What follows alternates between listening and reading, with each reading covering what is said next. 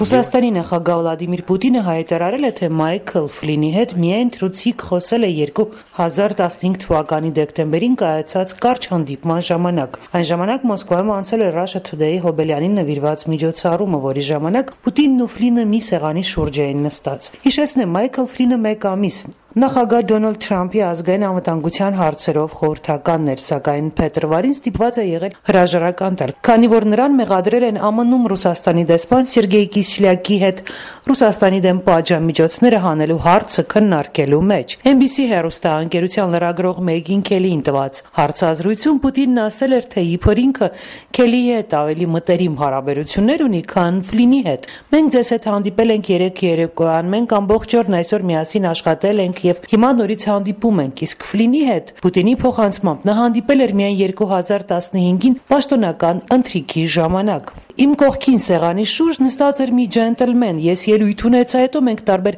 բաներից խոսեցինք, վեր կացա ու գնացի։ Ինձ հետո ասացին, որ այդ տղամարդը Միացյալ Նահանգների հատուկ ծառայությունների նախկին աշխատակից էր, այդքան բան։ Ավելի վաղ Մայքլ Ֆլինը The Washington Post-ին պատմել էր, որ այդ ընթրիքին հրավիրված էր որպես հյուր։ Այդ ժամանակ ես հասկացա, որ Պուտինը չի հարգում Միացյալ Նահանգների